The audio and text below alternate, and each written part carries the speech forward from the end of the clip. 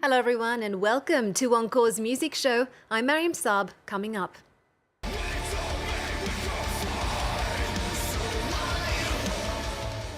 Metalcore might sound like a world of pain, but for betraying the Martyrs, it'll cure what ails you.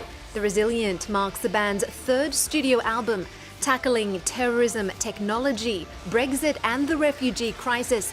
Frontman Aaron Matz joins us in the studio.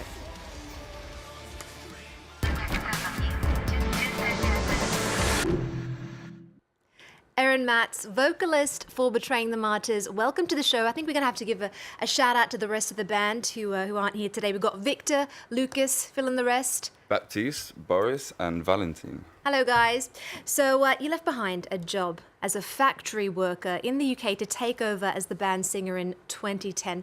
Tell me, what was it like to go from industrial to metal? It was a pleasure. I mean, I never thought that I would do anything else but work in a factory, being from an industrial town like Leicester, but I always had my eyes set on being a metal singer. And when the opportunity arrived, when the guys approached me and asked me to move to France, I didn't wait for a second and moved right over. You found your calling. Mm-hmm. Your tattoos are another way of you making your mark. Can you tell us, do you have a favourite? What's the story behind it? I'm going to go with my neck tattoo right here, which is, there's two roses, one's alive and one's dead, and there's a lighthouse in the middle which represents from life to death. I will always be there to look out for those close to me. Oh, it's beautiful. Thank you. A misconception about metal music is that it's all rage and little reason. And I think that's because it's hard to understand the lyrics when you're listening, as somebody who is, not a metal fan. But it couldn't be further from the truth if we take your latest album, The Resilient. On The Great Disillusion, you write, "You told me we could swim, so I climbed high. Up to a mountain for you, I closed my eyes and I took a dive." Tell me, what's the meaning behind that song? We actually wrote this song from the point of view of a refugee moving to a country and looking for a better life and being met with nothing but hostility, which is what we're looking at here in France and many countries around the world. And we just felt like, as a French band, that was our duty to talk about it, talk about what was going on. Let's get to the music. This is The Great Disillusion.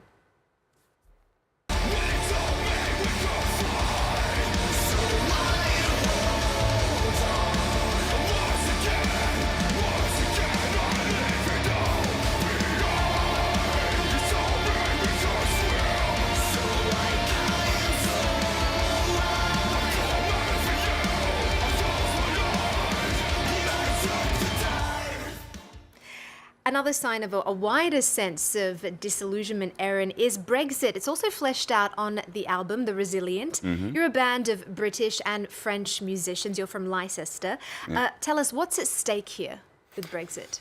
Well, I feel like if I speak about what's at stake here for me and my band, we're really belittling what's at really stake for other people that, can actually face deportation and, affects their life really deeply. But what's at stake for us here, being half French and half English, is just not being able to tour and share our music and our message to people here in maybe in England or in France, or I don't know what it's going to represent as far as visas goes, but it's going to make it harder for us to share our art, and the art that we make is written for everybody. So yeah, we don't want it to hinder the fact that we might not be able to show our art to as many people around the world as we'd like to.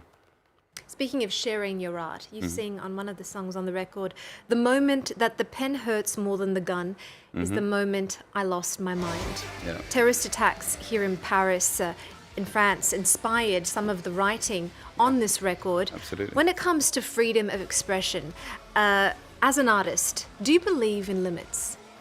Absolutely not, no. That particular line in that particular song was written about the Charlie Hebdo attacks, about the pen and about everything else. But yeah, I mean, that was completely unjustified, and we as artists believe that we can share our message no matter what it be to whoever might want to listen, and the fact that those people were attacked for just expressing their opinion is exactly what we're not about.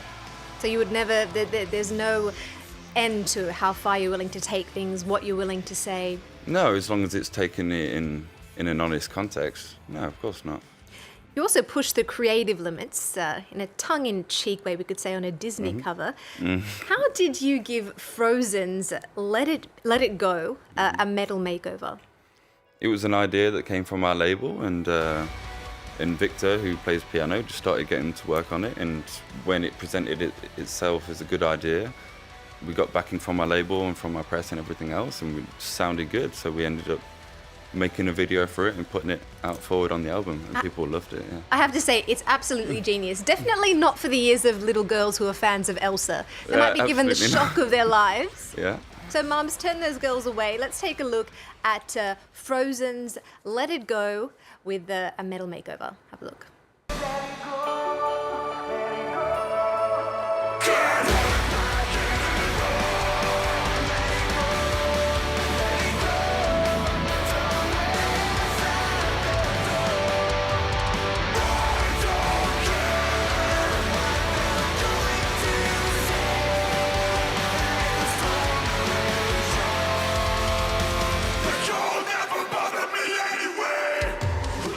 You know, I have to admit, I think I prefer your version of Thank you. Let It Thank you Go. very I think much. Disney should give you guys a job.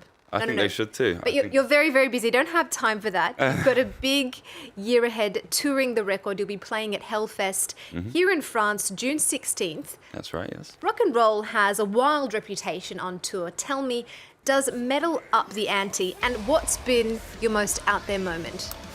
To be honest, I think I'm going to have to keep the craziest stories off air, because that can't really be spoke about. Oh, you can't tease us like that, Aaron. But I will tell you about the first ever tour that I did with the band. In the backstage, I managed to pour a whole kettle of boiling water over our guitarist's foot, and he lost all the skin off the top of his foot, and he did the rest of the tour in a chair. Did he recover? He recovered. Did he forgive you? I don't think so. He still looks at me out the slight of his eye sometimes. So That's pretty hardcore. Well, now that we've got the scoop on betraying the Martyrs, let's get to some of our other music news of the week. Starting with Blondie, the American rock band have returned to their classic sound on their 11th studio album, Pollinator. The album bears fruits with the same bite as their 1978 hit record, Parallel Lines, but with more funk for good measure. It gets its sparkle from star collaborations. Joan Jett duets with Debbie Harry, while Dev Hynes, Sia, Charlie XCX and The Strokes' Nick Valenci lend their talents to Pollinator. Let's take a listen to Fun.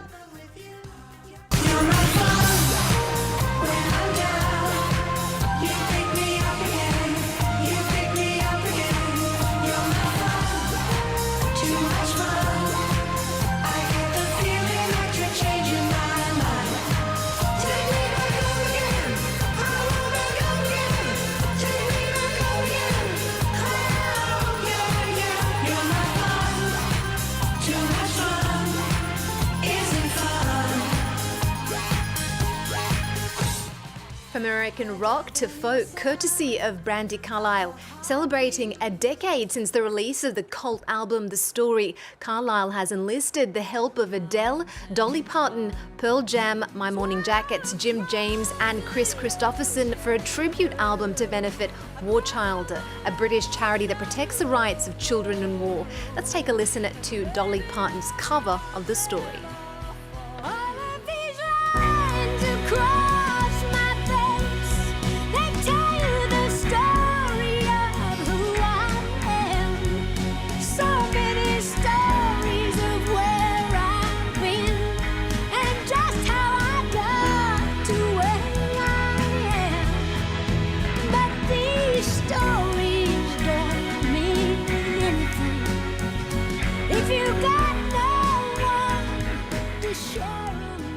And we'll wrap with English rockers Kasabian. For Crying Out Loud is their 6th outing. Watch out, it's their first with a parental advisory label. Lead singer Tom Megan says this album touches on both recovery and salvation along the path to redemption. Aaron, you've also opened up about your own personal struggles with depression on this album, The Resilient. Having come out the other end of that struggle, what advice do you have for people who might be going through the same thing? Just to really open up about your problems. When I wrote this song, it was really about me just putting it out there for everyone to see, and it's really important to talk about it if you've got things on your mind. And obviously this is a platform for me to be able to speak my mind. So I thought that if I just put it out on the record for everyone to see, then it will help me and it'll be the first step to getting better. And that's absolutely the case. Everyone around me was very supportive, including the band and my family, and I'm happy to have come out the other side. And if people can find help in the music that we write, then that's all the better.